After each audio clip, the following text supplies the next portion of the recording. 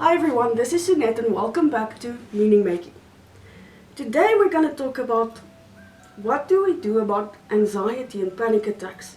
What do we do when we feel so overwhelmed and we just don't know how to calm ourselves down and our minds are just overly busy and we can't sleep, we can't shut down. So our first tip is deep breathing. Now, deep breathing meaning a nice big breath in. Hold your breath for a few seconds and then breathe out as far as you can. Normally when you're anxious you breathe very shallow and fast, which signals to your body that something's wrong and we should be nervous about this and we should be reacting to this. So your body pumps all kinds of hormones into your body to help you react to that. Among other things, adrenaline, which is of course is going to make you more nervous and more hyperactive and awake and alert. So deep breathing will help your body and your mind to calm down. The second is progressive muscle relaxation. Now that is something when you have anxiety often, this is something that really helps a lot. You can just lie in your bed or sit on your chair, whatever is comfortable for you, and close your eyes, relax. And then you start from your toes and work your way up to your body. And just focus your mind. Start with your toes. Focus on your toes. Stretch them nicely, wiggle them, and then relax them. And focus on that feeling of what it feels like to relax them. Then go to your feet. Stretch them and relax them. And then your ankles. And you go up your body all the way to your head. And especially if there's certain parts of your body that are more tight and stressed, and especially maybe your shoulder muscles, go a bit extra there. When it's just overly tight, just stretch them nicely and relax them. Do it a few times and focus more on those areas that are extra tight for you. The next tip is about grounding. It's all about engaging all your senses. Because when your mind is so busy and all over the place, it's like your mind tries to focus on 20 things at the same time. So grounding is about engaging all your senses to bring your brain and your mind back into the now and focusing on what's happening around me right now, where I'm actually relaxing and it's safe and nothing wrong. There's nothing wrong, nothing is happening, there's no reason to be anxious right now where I'm sitting. Because as I said, anxiety doesn't necessarily have a cause that you can pinpoint. It just happens. It's not something like stress. Normally you have a reason for it, like an exam. So you know why you're stressing, and once the exam is done you feel better. Whereas anxiety, you kind of don't know why it's coming, why it's happening to you. So there's no end. there's no point where you can say, okay, once this is done, my anxiety will be better. So just bring your brain back into the now by using grounding exercises. Use all your senses and look around you and see, what can I see? What shapes are whatever I can see? Let's say you're in the grocery store and you're having this extreme anxiety suddenly out of nowhere. What can you see around you? What shapes are they? How heavy do you think they are when you pick things up, maybe a tin of baked beans or whatever? If you pick that up, how heavy is it? What does it feel like in your hand? What colors are they? Just engage all your senses. What can you hear? What can you smell?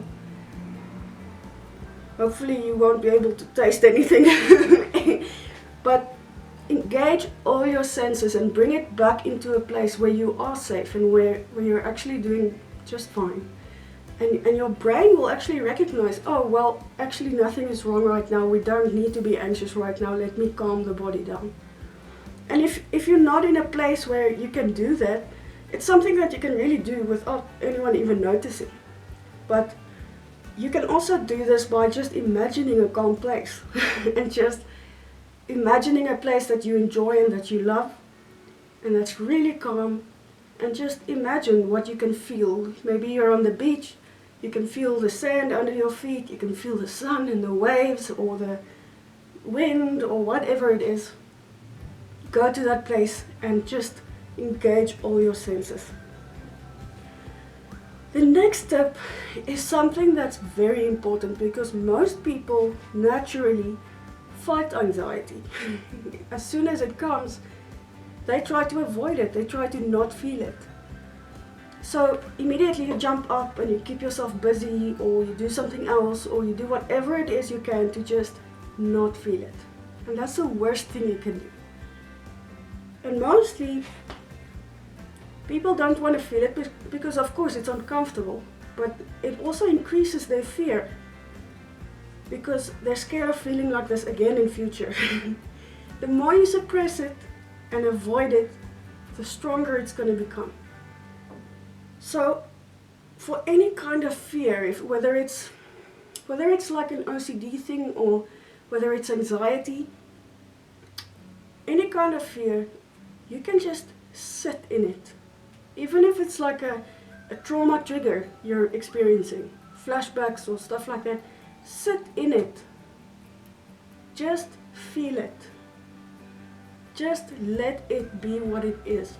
I know it's uncomfortable and it's really terrible to feel that way, but the more you run away from it, the worse it's going to become.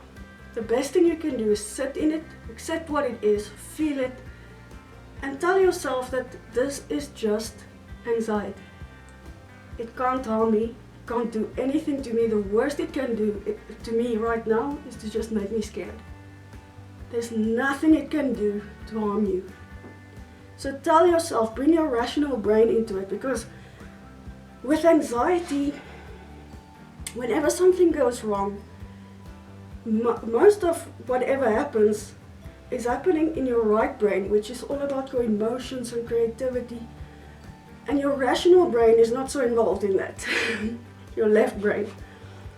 And that's a problem, because now you're super emotional about things that rationally are maybe not even happening. We have a lot of thoughts when we're anxious that are kind of what if thoughts and not facts. So don't fight it, sit in it, feel that anxiety, and bring your rational brain into it. So you can ask your anxiety a million questions, test your thoughts. You can interrogate your anxious thoughts and see if it's fact or fiction. If it's a fact based on evidence, then I can stress about it, that's fine.